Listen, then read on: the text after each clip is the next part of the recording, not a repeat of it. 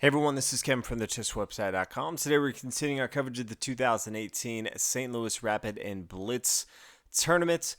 Yesterday we finished up the rapid portion. They were 9 rounds of rapid play, and today starts the blitz portion. There's 2 days, and each day they played 9 rounds of blitz. So quite a bit of chess to be played for these 10 competitors. The scoring's a little bit different as well in the blitz section. In the rapid, we saw 2 points for a victory, 1 point for a draw, 0 points for a loss. In the blitz, it's all half of that. 1 point for a win, your standard scoring, half a point for a draw, and then 0 points for a loss. So just magnifies how important it was in those rapid sections.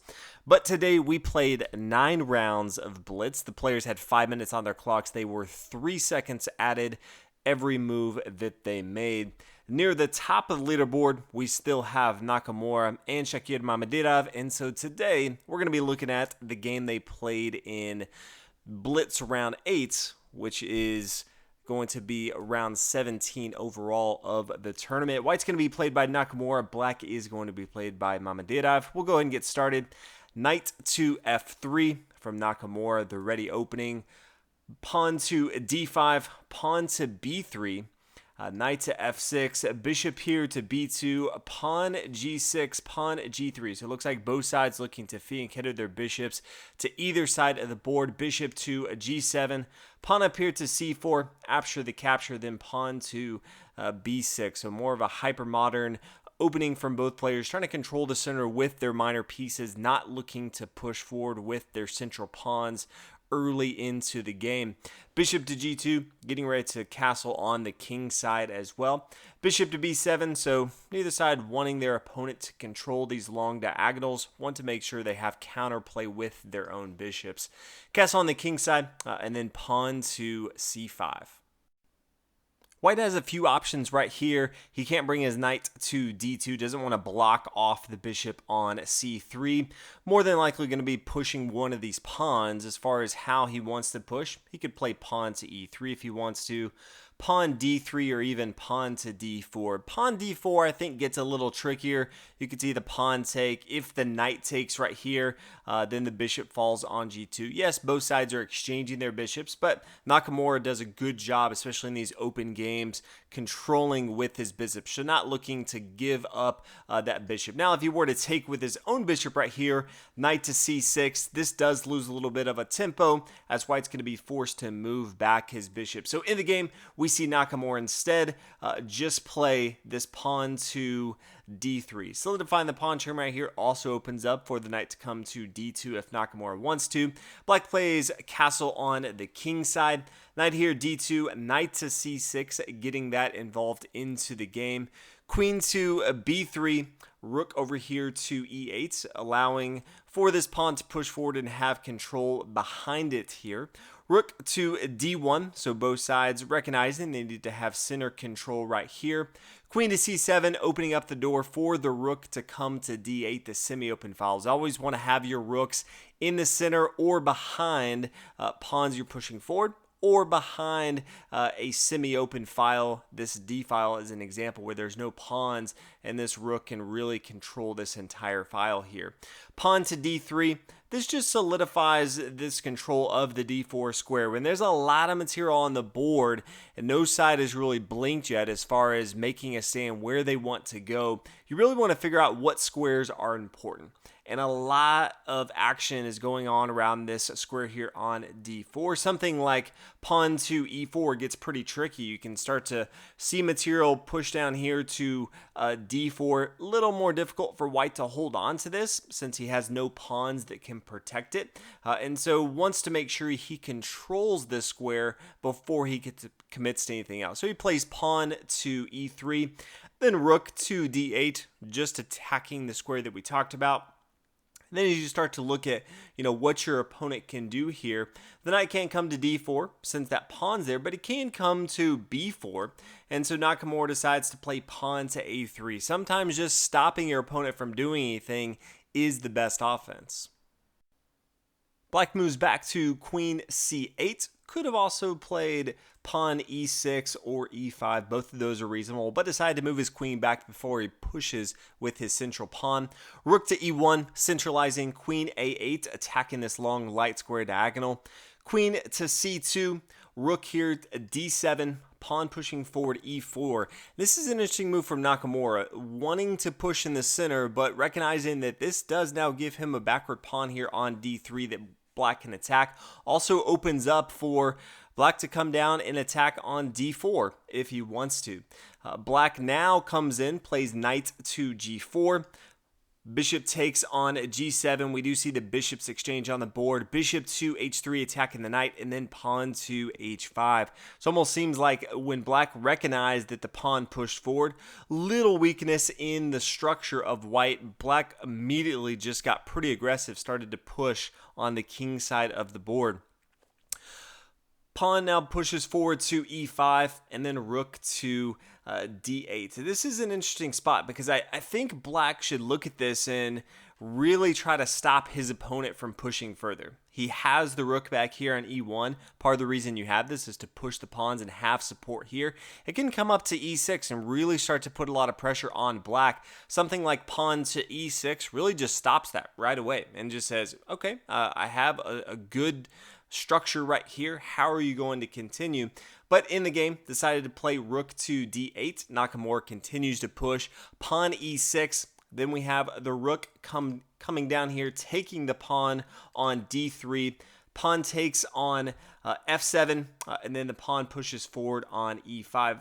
Could have just taken with his king, but then things get tricky when knight comes up here. G5 check really starts to get aggressive for white. So in the game, after pawn takes on f7, we see pawn to e5. White continues with knight to g5, defending this square here on f7. Queen over to c8, preparing for queen to f5. This is also protecting the knight here on a g4. Nakamura pushes pawn to f3, attacking the knight, and then the queen comes down here to f5. Would be a huge mistake for white to take here, although it looks like it is open. But then black has the great move of rook to g3. Check. This is a discovered attack on the queen c2.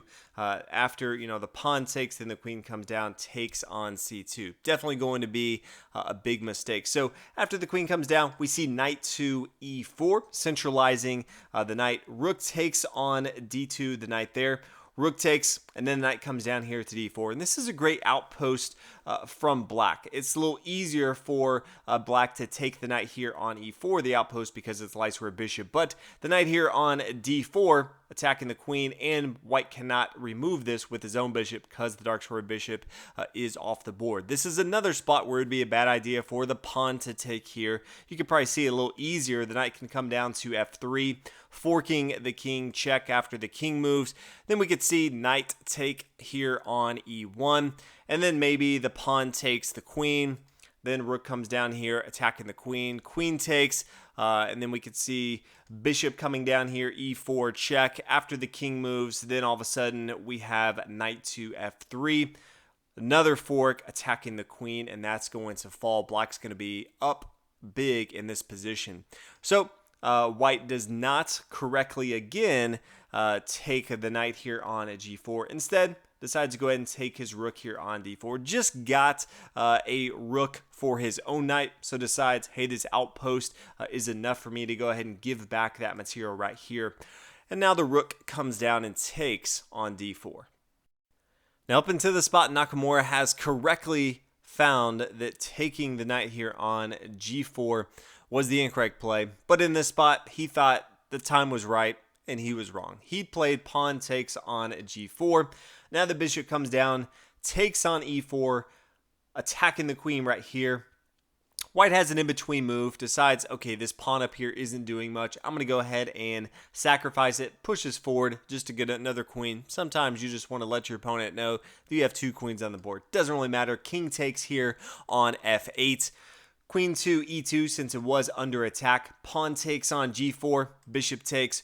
Queen over here to g5. You can see that black is up a pawn in material, also has a much more aggressive position than his opponent. h4, then the queen comes back here to e7. Queen to e3, king g7, h5. White trying to push as much as possible, but black doing a good job of defending correctly, keeping his advantage. Bishop takes here. Bishop comes back to g6. Then we see bishop f3. Rook down here to d3, attacking the queen. It is being protected by the bishop here on g6. And you can really see that black is continuously pushing and pushing, trying to extend his position. If he can start to just exchanging material off the board, he should have an easy endgame. Queen comes down here to e2, and then we see what could be the changing point in the tournament. We'll see how things end. But black looks at this. He has an easy move, I think, as far as just continuing gobbling up material. Taking here on a3 should have an easy game. He plays pawn to e4, which looks like it's a decent move. He only had a few seconds left in the game, so recognizing that in these type of games, many times you make mistakes surely out of time. But if he looks at this and says, I have a queen, I have a bishop, both defending this square right here, things should be good. Unfortunately, that would be incorrect, because what Shakir did not see is the move queen takes on d3, and then the pawn can't actually take. It's a great deflection from Nakamura, recognizing that pawn can't take, because then the rook's just going to come up here and take the queen right here. And also, if the pawn comes and takes right here, the queen is going to fall as well. So white is able to just gobble up that rook for free, and now it's going to be a very easy endgame for Nakamura. So I felt like Shakir played a phenomenal game against an opponent that is extremely aggressive with the white pieces, and at the very end, time got him in this blitz section, made a critical error, and at the end, Nakamura ended up winning. So that was in round 8 of the blitz portion. They did play one more round, and at the end of the 9th round, so we've played 18 total rounds of chess so far, these two players are tied for first. So going into tomorrow, they will be going at each other again to see who is going to be the champion of the entire tournament. Have to get through quite a lot of competitors, but they will face off again tomorrow. So we'll see how that goes. But congratulations to Nakamura for capitalizing when his opponent made a mistake. Many times that's exactly what you have to do in these types of tournaments. So hopefully you guys are enjoying the Rapid and Blitz portion. See so many different openings and see some mistakes, which we don't always get to see at the highest level play. So thanks for watching. I'll see you guys in the next video tomorrow.